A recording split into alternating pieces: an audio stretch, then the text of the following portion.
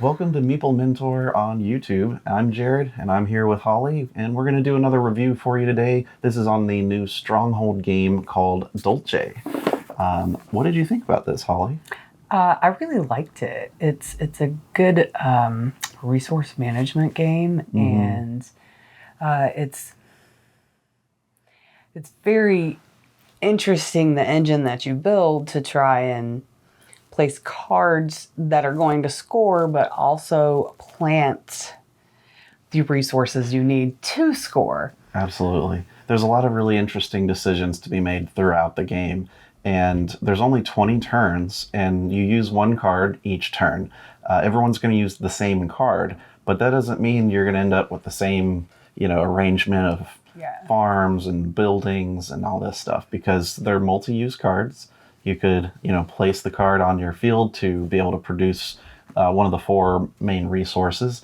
And again, you're just basically making confectionaries and growing the goods that you need: cacao, coffee, vanilla, peanuts, and it's all color coded.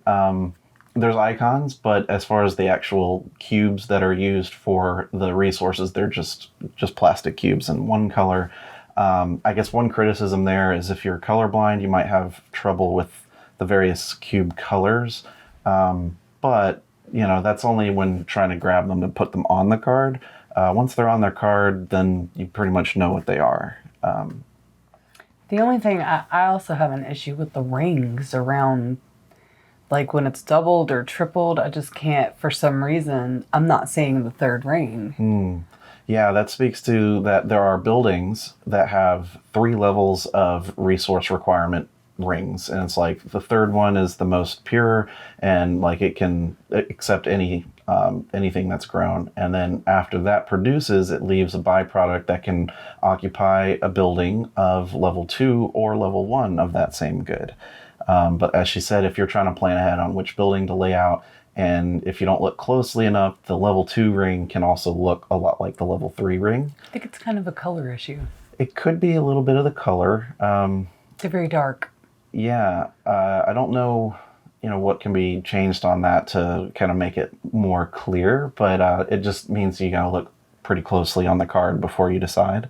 Yeah. You can basically build however many buildings you want during the game, because playing a card as a building is one of those 3 actions. Playing a card the other way around will be for a field, and there's always 4 plots on the field, and they can go on any of the spots on your personal board. You can cover up other cards, and you can also cover up the starting corner buildings. If you cover up the same good that was already there, then you get to keep that good, and then it sits on top of the new one. But if it doesn't match, it gets discarded. It's not so bad, because when you discard an item that would otherwise be able to be used, then you instead feed the chickens. Feeding the chickens is fun. Yeah. I just enjoy moving the little chicken around. I try to save my eggs until the end, because every 3 eggs, or every 3 movements around the chicken track, I love affectionately taken to calling it, is giving you an egg, which can be used as a wild resource. Sure. So essentially every 3 discarded things you end up not using is 1 wild. Now those wild egg resources can be used for anything, but they don't have any byproduct, so that if you put it on a level 2 peanut requirement, it's not going to also convert to a level 1 peanut afterwards. So, but one of the cool things about this game is when you do the harvest action, you choose a row or choose a column and take every resource cube that's there. And then you can assign them to all these building spots that have these required, resources. And once they're out there, you can then, in the last phase, start scoring each one for a point each.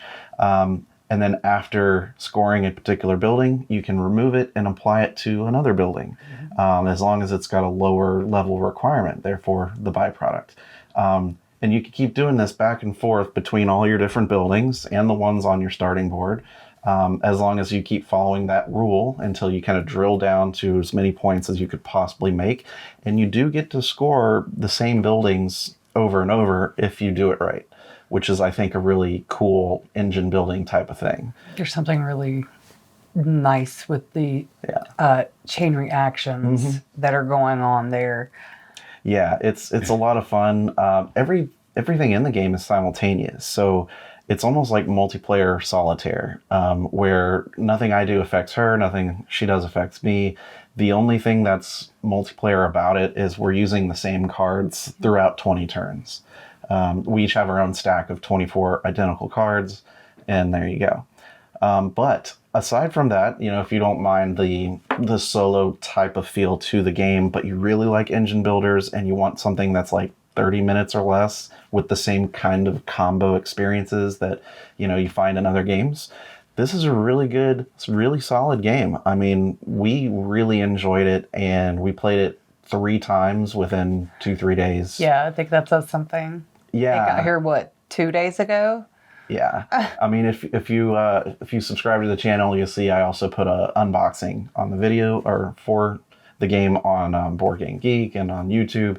And so that was basically the day I got the game. And then here we are doing the review because we played it so many times right after receiving it.